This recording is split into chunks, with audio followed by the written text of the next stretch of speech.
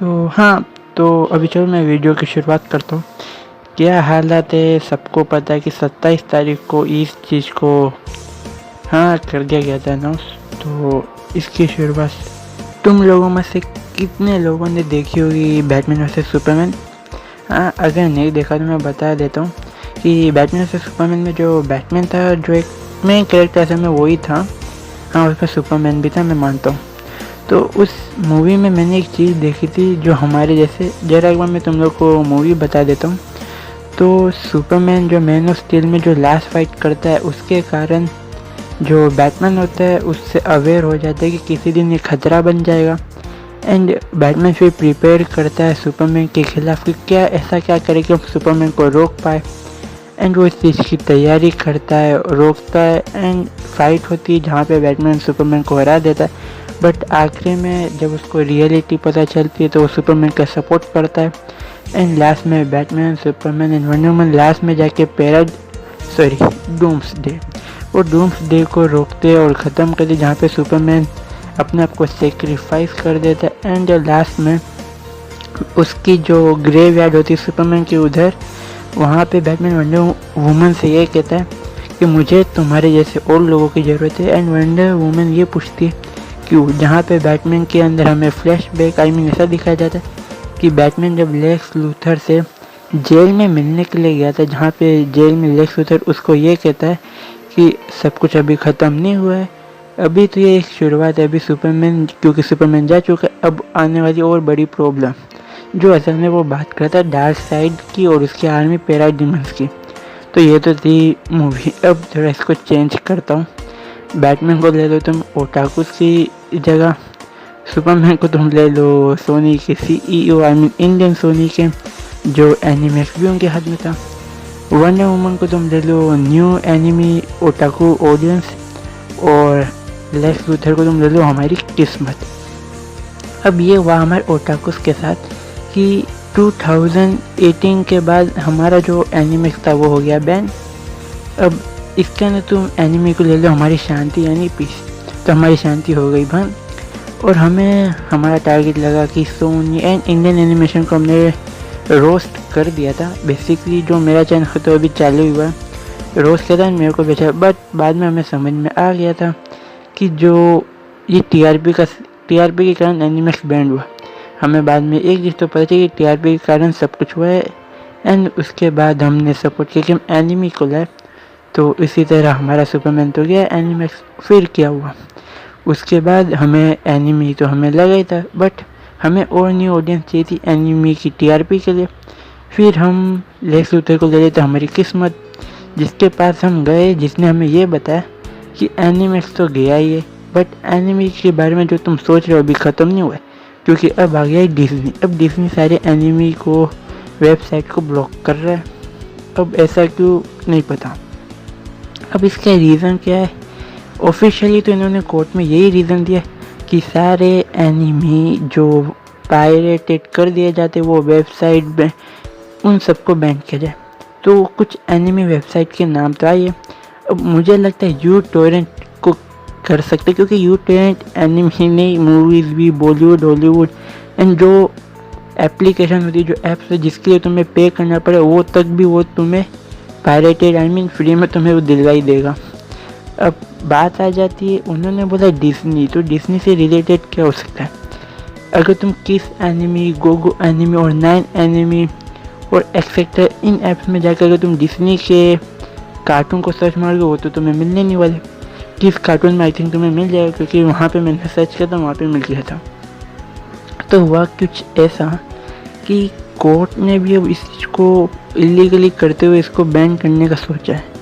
And मुझे लगता है डिज्नी ने इसके लिए बैन नहीं करा है क्योंकि ये डिज्नी के पायरेटेड कार्टून्स को दिखाता है। मेरे ख्याल से ये एक फियर ऑफ मोनोपोली लगता है कि आगे जाके आई थिंक एनिमी से सारे इनको शायद लगा कि एनिमी आई थिंक इतनी बड़ी प्रॉब्लम हो सकती है, क्योंकि एनिमी ऑडियंस अब बढ़ती जा रही है। एंड इसका जो एक सीधा साधा हम एग्जांपल देख सकते हैं वो था 2019 की टैंकी नोको। चलो मैं तुम्हें एक एग्जांपल देता हूँ। अतिथि देवो भव हमारे भारत में ये चीज़ रहती है।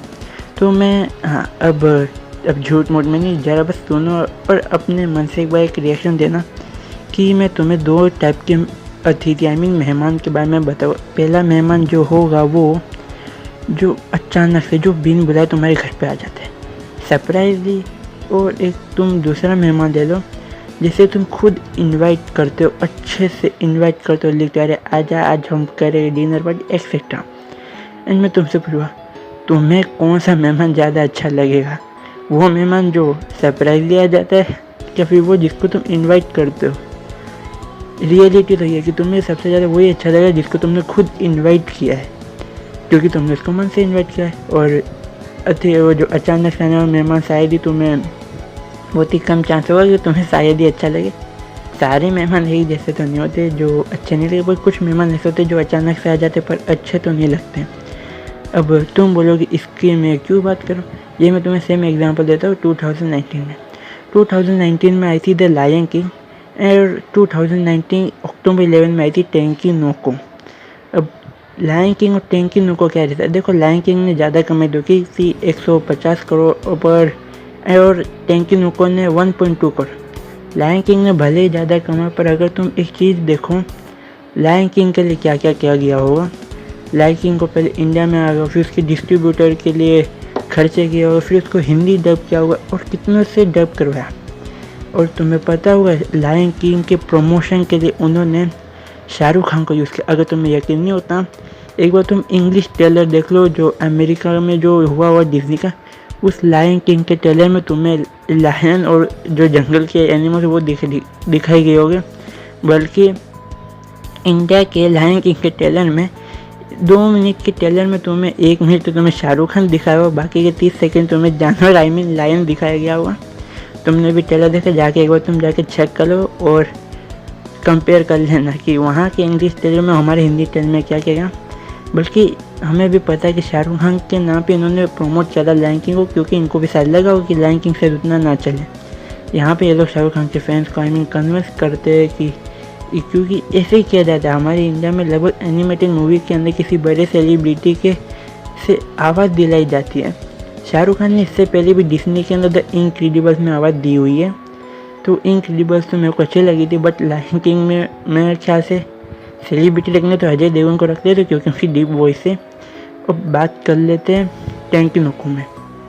तो एक टेंकी नोको के लिए हमने क्या किया, टेंकी नोको के लिए हमने साइन पेटिशन किया था एनिमी के लिए। ड्रैगन बॉल की भी मूवी आई थी मैं मानता हूँ, बट ये ड्रैगन बॉल की जो फ़ैन है उसके अंदर लगभग ऐसे भी फ़ैन होंगे जो एनिमी से आई थिंक नहीं जुड़े, वो सिर्फ गोकू से जुड़े होंगे। बट जो टेंकी नोको उसका कोई रिलेशन नहीं, ना आगे का ना पीछे का, ना कोई इसके बाद। ये एक स्टैंड अलोन मूवी थी, एक न्यू मूवी थी। तो हमने उसको एनिमी के हमने उसको साइन किया, हमने उसकी पेटिशन को हमने साइन किया था ना।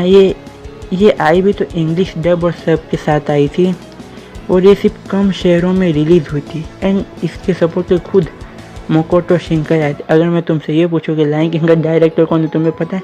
गूगल मत करना, अभी नहीं पता।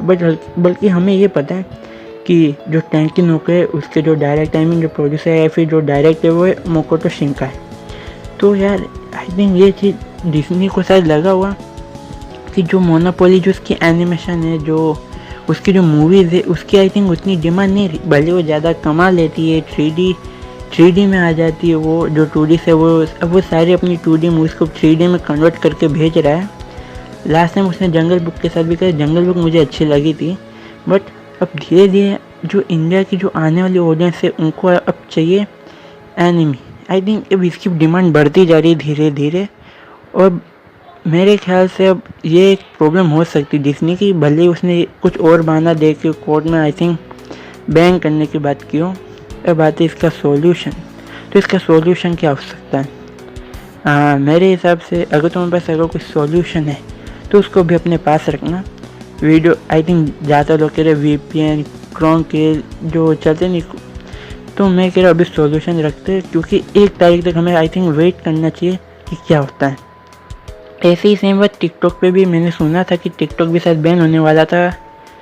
नहीं, यूट्यूब वैसे टिकटॉक से पहले की बात है, पर मुझे याद नहीं आ रहा क्यों नहीं हुआ बैन। बट वो नहीं हुआ था, वो तो प्ले स्टोर पे जो लीगल ही था तब। पर अभी मेरे ख्याल में थोड़ा वेट करना चाहिए कि क्या होता है, क्योंकि 1 तारीख अभी तक आई तो है नहीं। अगर सॉल्यूशन है तो बताना, क्या पता कि ध्यान दे कि उसको भी बैन करवा दे वो सॉल्यूशन के अपने जो आइडियाज़ हैं। तो आई थिंक हमें थोड़ा वेट करना चाहिए। और बात आ जाती है अब हमारे और क्या सॉल्यूशन हो सकते हैं। तो मेरे ख्याल से पहला एक जो सॉल्यूशन हो सकता है, हमें अब शायद चैनल से डिमांड करनी चाहिए, टीवी चैनल से, ना कि वेब सीरीज। जो वेब सीरीज़ होती है, हर कोई वेब सीरीज़ को तो ले नहीं सकता मेरे ख्याल से, तो टीवी चैनल इसके लिए बेस्ट है। तो हाँ, पुराने चैनल से जाके अब हम लोग का आई थिंक डिमांड अब करनी चाहिए। जैसे कि सोनी, जिसने लास्ट टाइम हमें एनिमे जो कम से कम हमें पूरी तरीके से दिखाता है, हाँ कई बार रिपीट बहुत कर देता पुराने एपिसोड। दूसरा है कार्टून नेटवर्क। अब कार्टून नेटवर्क, अब या इंडियन कार्टून नेटवर्क अगर चेंज हो तो ना, पूरे दिन रोल नंबर 21 और होगी द कॉकरोचेस के अलावा वो कुछ दिखाने वाला है नहीं। एंटर भाई सोनी एनिमैक्स। अब एनिमैक्स अगर वापस आ जाए तो बहुत अच्छा होगा, कम से कम इलीगल भी हो जाएगा और हमें नए एपिसोड भी और नए एनिमे भी देखने को हमें मिल ही जाएंगे। और मैं मानता हूँ एनिमैक्स का अगर वापस आ जाए तो बहुत अच्छा होगा, ये तो बहुत अच्छा।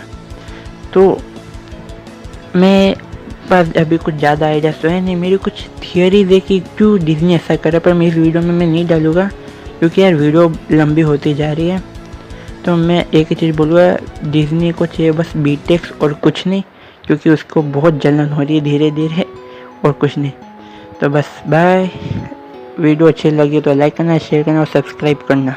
याद तेरी आएगी मुझको बड़ा सताएगी, याद तेरी आएगी मुझको बड़ा सताएगी, जिद ये झूठी तेरी मेरी जान लेके जाएगी, याद तेरी आएगी मुझको बड़ा सताएगी।